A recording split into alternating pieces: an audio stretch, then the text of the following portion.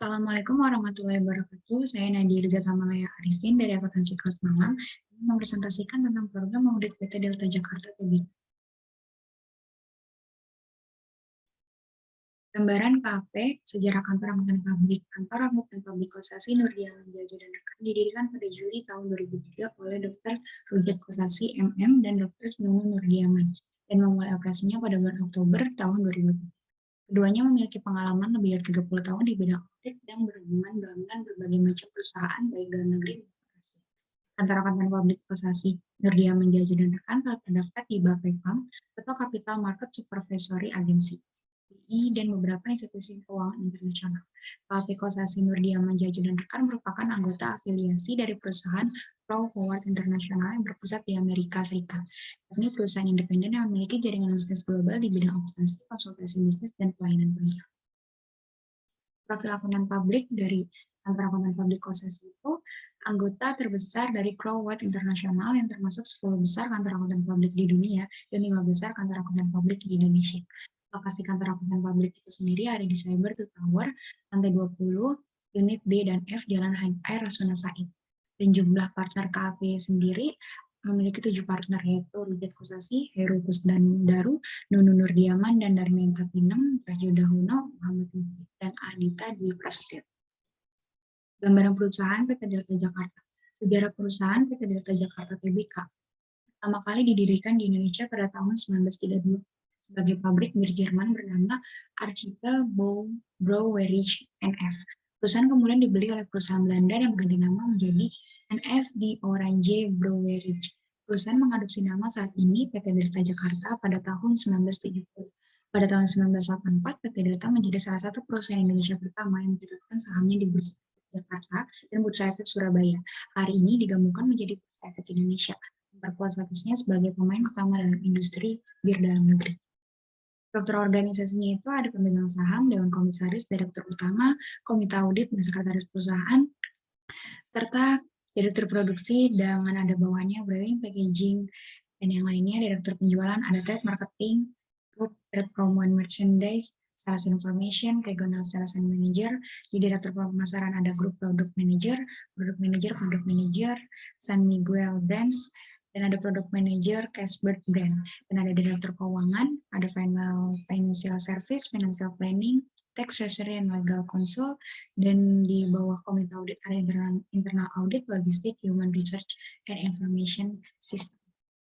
Perusahaan bergerak di bidang PT Delta Jakarta bergerak sesuai dengan pasal 3 anggaran dasar perusahaan, ruang lingkup kegiatan perusahaan terutama untuk memproduksi dan menjual bir Plessener dan bir hitam dengan merek Angker South, Angker Leci, Carlsberg, San Miguel, San Miguel, and San Miguel Cerveza Negra, Kuda Putih, dan Batavia.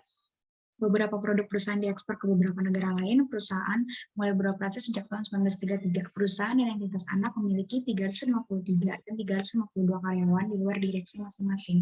Pada tanggal 31 Desember 2020 dan 2019, perusahaan merupakan salah satu anggota dari San Miguel Corporation atau SMC.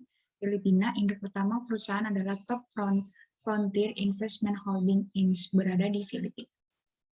Untuk nama pemegang sahamnya itu ada San Miguel Malaysia Private Limited, saham yang ditempatkan dan disetor penuh sebesar 467,061,150, kepemilikan sahamnya 58,33%, dan pemerintahan DKI Jakarta atau Special Capital City of Jakarta Provincial Government sebesar 210-200-700, yaitu 26,25%, dan pemerintahan daerah DKI Jakarta sebesar 210-200-700, presentasi kepemilikan saham 26,25%.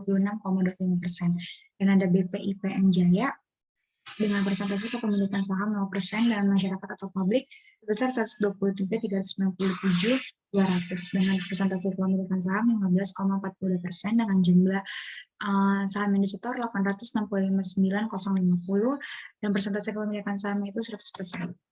Dewan direksinya itu terdiri dari Jos Daniel Ejever sebagai direktur utama dan Alan D. Fernandez sebagai direktur keuangan dan Webster A. Gonzalez sebagai direktur penjualan dan Alan A. Brea sebagai direktur produksi serta Roni Titi Heru sebagai direktur pemasaran dan direktur independen. Tinjauan pustakanya itu definisi auditing adalah suatu proses sistematis untuk memperoleh dan mengevaluasi bukti yang berhubungan dengan asersi tentang tindakan-tindakan dan kejadian ekonomi secara objektif untuk meningkatkan tingkat kepatuhan antar asersi tersebut dengan kriteria yang telah ditetapkan dan mengkomunikasikan hasilnya kepada pihak-pihak yang berkepentingan. Bukti audit sendiri itu adalah informasi yang digunakan auditor untuk mencapai kesimpulan yang menjadi dasar opini audit. Dan prosedur audit itu sendiri adalah instruksi detail yang menjelaskan bukti audit yang harus diperoleh selama audit berlangsung. Contohnya itu sebagai pengujian asupensif, pengujian atas transaksi, pengujian analitis, dan pengujian atas rincian saldo. Prosedur audit siklus penjualan dan penerimaan kas, suatu audit melibatkan pelaksanaan prosedur dan untuk memperoleh bukti audit tentang angka-angka dan mengungkapkan dalam laporan keuangan. Prosedur yang dipilih bergantung pada pertimbangan auditor termasuk penilaian atas risiko, kesalahan penyajian material dalam laporan keuangan, baik disebabkan oleh kecurangan maupun kesalahan. Dalam melakukan penilaian risiko tersebut, auditor mempertimbangkan pengendalian internal yang relevan dengan penyusunan penyajian wajar laporan keuangan entitas untuk merancang prosedur audit yang tepat sesuai dengan kondisinya. Tapi bukan untuk tujuan menyatakan opini atas keefektifan pengendalian internal entitas suatu audit juga mencakup pengevaluasian atas ketepatan kebijakan akuntansi yang digunakan dan kewajaran estimasi akuntansi yang dibuat oleh manajemen, serta pengevaluasian atas penyajian laporan keuangan secara keseluruhan. Di sini ada program auditing PT Delta Jakarta Tbk. Ada tujuan audit transaksi yaitu kayak penerimaan kas terbukukan adalah penerimaan dana yang sungguh-sungguh diterima perusahaan, kas yang diterima dan dicatat dalam jurnal penerimaan.